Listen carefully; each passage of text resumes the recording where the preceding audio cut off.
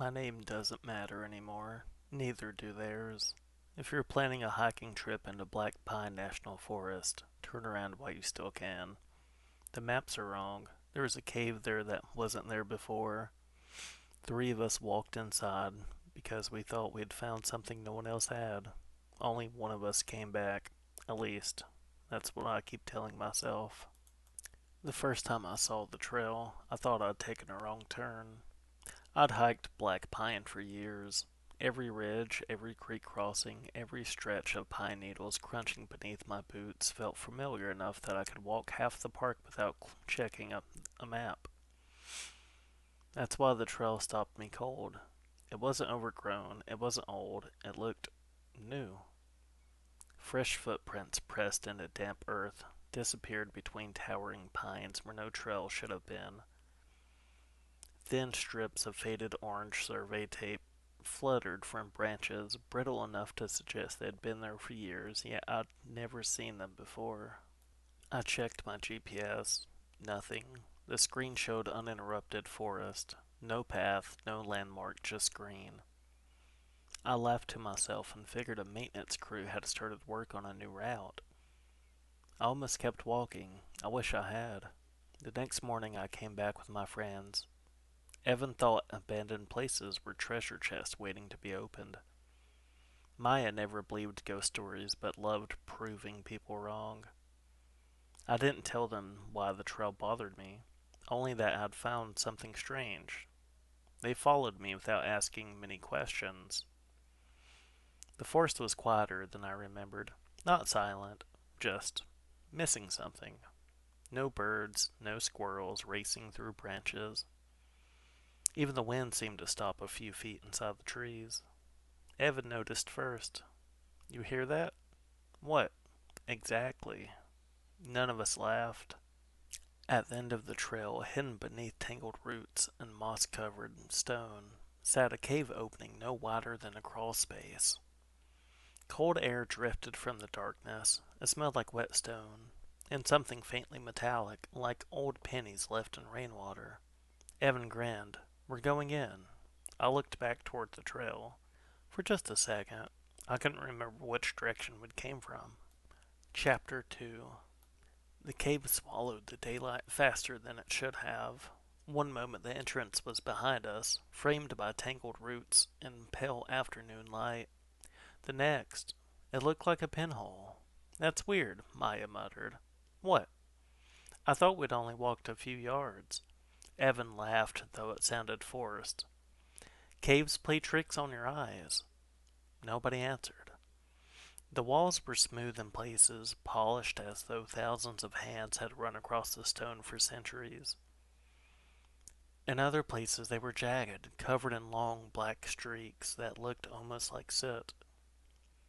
Our flashlight beams refused to travel very far. The darkness seemed thicker than darkness should be. Every few steps we'd stop, not because we heard anything, but because it felt like someone else had just stopped walking too. I would hold my breath. Nothing. Only the slow drip of water somewhere ahead. We pressed on. About 15 minutes later, the tunnel widened into a chamber. The ceiling disappeared in a shadow. The floor was strangely level, covered in fine gray dust with no footprints except our own. Evan swept his flashlight across the room. Look at this. The beam landed on the far wall. At first I thought they were scratches, then I realized they were carvings. Thousands of them. Tiny symbols etched into the rock. Circles inside circles. Lines that twisted back into themselves. Shapes that looked almost familiar, but not enough to recognize. Maya stepped closer. Maybe Native American? No. I hadn't meant to answer so quickly. She looked at me. What makes you so sure? I couldn't explain it. The carvings didn't look ancient, they looked repeated. As if someone had carved the same handful of symbols over and over until the stone itself gave up trying to remember what it looked like before. A sharp metallic clink echoed through the chamber. All three of us froze. Evan frowned. Did one of you drop something? Neither of us answered. The sound came again. Clink. Closer. It echoed strangely, not from ahead, not from behind, from somewhere inside the walls. Then it stopped. No one moved for several seconds. Finally, Evan forced a smile. Probably water. It sounded like he was trying to convince himself. As we prepared to move on, I glanced back toward the tunnel we had entered through. My stomach tightened. There were two tunnels, I said. What? When we came in, there weren't. There were. I was certain. One on the left, one on the right. We'd taken the right passage. Now, only one opening remained. Maya stared at the wall where I was pointing. Solid stone. No crack, no collapse, just unbroken rock. She rested a hand on my shoulder. You okay? I looked at the wall again. For a split second, I could have sworn I saw faint scrape marks, as though something impossibly heavy had been dragged across the stone. Then my flashlight flickered. When it came back, the marks were gone. Evan had already started toward the next tunnel. Come on, he called. If this place isn't on any map, nobody's ever documented it. His excitement echoed into the darkness. Neither Maya nor I shared it anymore. Still, we followed, because somehow, without anyone saying it aloud, turning back already felt harder than continuing forward. Chapter 3. The tunnel narrowed until we were forced to walk single file. Evan led. Maya stayed behind him. I brought up the rear. The walls pressed so close that my backpack scraped against the stone with every step. The sound should have echoed. It didn't. The cave seemed to swallow every noise we made. Every now and then, Evan would call back. You guys good? His voice sounded distant, as though he had asked the question from the other end of the tunnel instead of 10 feet away. I'm good, Maya answered. Her words arrived a heartbeat late. Not because of the distance, because the cave seemed to think before repeating them. The passage sloped downward. None of us remembered descending, but the pressure in my ears kept building. The air grew colder. Our breaths drifted in pale clouds. Then Evan stopped so suddenly that Maya nearly walked into him. What is it? She whispered. He didn't answer. He simply pointed his flashlight ahead. The beam illuminated a wooden sign driven into the stone floor. It was old. So old that most of it had rotted away. The remaining wood was black with age. Someone had carved words into it, not painted, carved. The letters were deep enough to survive decades. 3 words. Do not answer. None of us spoke. Not because we believed it, because suddenly we didn't want to. A voice drifted through the darkness. Hello. It was faint, weak, far away, a man's voice. Then again, can anybody hear me? Evan looked over his shoulder. Did you guys? Maya grabbed his arm before he finished. Don't. He frowned. What? She pointed at the sign. The silence stretched. Then the voice came again, closer this time. Please, I'm lost. Every instinct screamed that someone needed help. But something was wrong. The voice wasn't echoing. It wasn't bouncing through the cave like ours. It sounded as if the speaker were standing directly behind each of us. I turned. Nothing. Only darkness. When I faced forward again, the sign was gone. The hole where it had stood remained, but the wood itself had vanished. None of us mentioned it. Not because we hadn't seen it, because each of us was beginning to understand the same terrifying possibility. The cave wasn't hiding things from us. It was changing around us. Then the voice spoke again. This time, it said my name. Not loudly, not dramatically, just above a whisper, like someone trying to wake a sleeping child. My blood turned to ice. Maya stared at me. You heard that? It wasn't a question. I nodded. Before I could answer, the darkness behind us whispered her name, then Evan's, one by one, perfectly, exactly as our families pronounce them, not the way strangers would. The way people who had known us our whole lives would. Not one moved, not one breathed. Then somewhere, and possibly deep in the cave, something laughed. Not a booming, monstrous laugh, a quiet one, patient, as if whatever lived down there had finally realized we understood we were no longer alone. Chapter 4. No one spoke. The whisper of our names had settled into the stone itself, and it felt as though the cave was listening for a response. Evan was the first to move. We're leaving. No arguments, no bravado. He turned and started back the way we'd come. For the first minute, everything looked familiar. The narrow passage, the smooth wall on the left, the crack in the ceiling where water dripped in slow, steady intervals. Then the tunnel bent. It hadn't bent before. I don't remember this, Maya said. We're fine, Evan replied, though his voice had lost its confidence.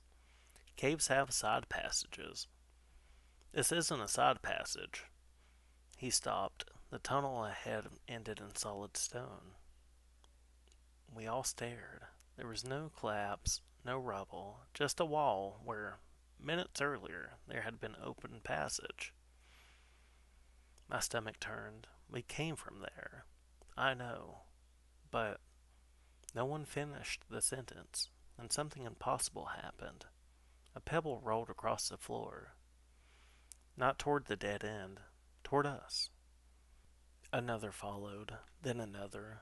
The sound came from the other side of the stone wall. Footsteps, slow, measured, crunch, crunch, crunch.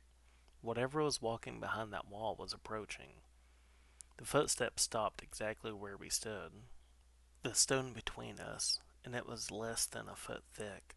Silence. Then, 3 slow knocks. Knock, knock, knock. The sound vibrated through my boots. Evan backed away. Maya covered her mouth to stop herself from making a sound. A voice came through the stone. Not the whisper we'd heard before. This one was clear, calm. It sounded exactly like Evan. Guys? My heart lurched. The voice continued. I found another way out. Evan's voice drained of color, because the real Evan was standing beside me. The voice laughed softly, then it walked away. Its footsteps faded into the impossible distance. None of us moved for several seconds. Finally, Maya whispered, It it copied you. Evan shook his head. No. He swallowed hard. It copied all of us. I frowned. What do you mean? Without answering, he reached into his pocket and pulled out his phone. The screen had somehow unlocked. The voice recorder app was open. It had been recording for nearly 20 minutes. Hands trembling, he hit play. Static filled the speaker. Then, our conversation. Every word we'd spoken, except there was a fourth voice.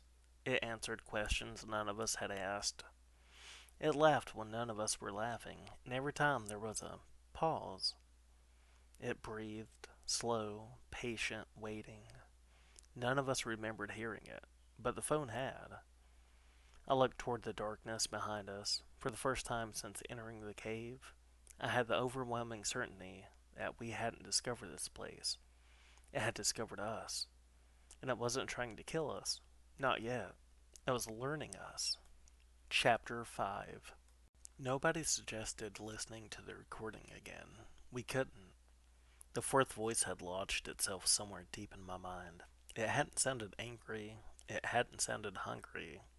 It had sounded curious, like someone practicing, learning. Evan shoved the phone into his pocket. We leave, right now. This time nobody argued. The cave had changed again. The walls we'd walked past minutes earlier were gone. The passage was wider now, almost like a hallway curved by careful hands instead of nature. Strange symbols covered every surface, thousands of them. No, millions. Some looked fresh, as if they'd been carved only moments before. Others were worn smooth with age. Maya stopped walking.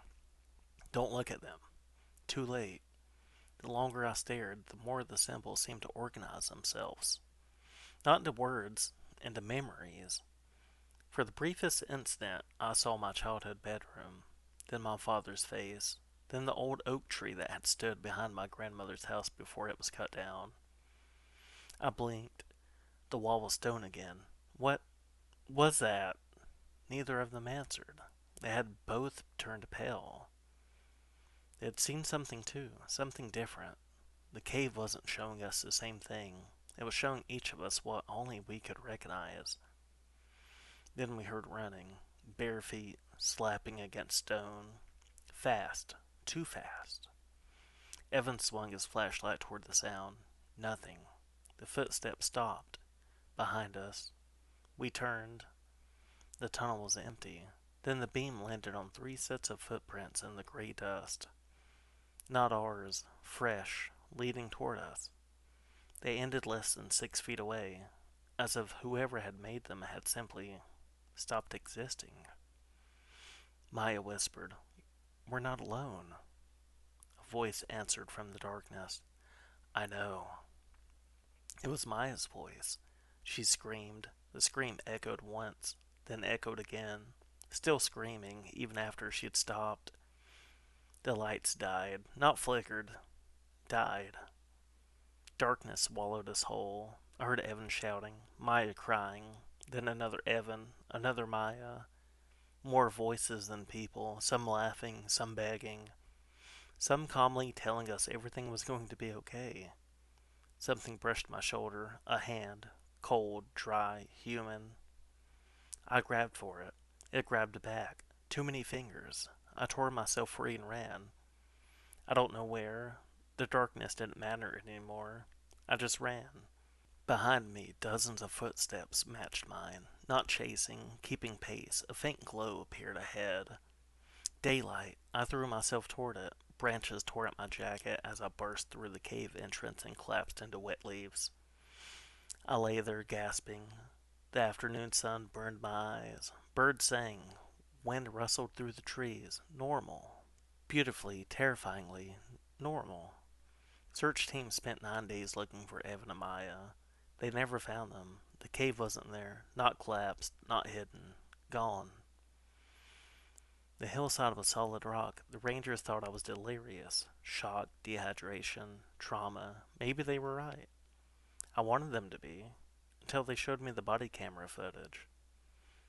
The camera recorded everything. The hike, the forest, the trail. Me crawling into the cave, alone. There was no Evan. No Maya.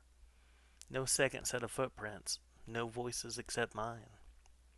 The rescue team watched me spend nearly 6 hours talking to empty air, laughing with people who weren't there, begging someone named Maya not to answer, screaming at someone named Evan to keep running, then crawling back out, alone. I watched the footage 12 times, every frame, every second. They're right. I'm alone in it. But there's one thing the camera recorded that nobody else noticed. Near the end, just before I crawl out of the cave, the audio picks up a fourth voice. It's quiet, almost impossible to hear. The investigators thought it was interference. Static. I know it wasn't, because it whispers only 5 words. You still think you left. I've never gone back. I never will. But sometimes, when my house is silent, I hear 3 slow knocks from the inside of my bedroom wall. Knock, knock, knock. And every single time, something that sounds exactly like my own voice whispers, I'm almost done learning.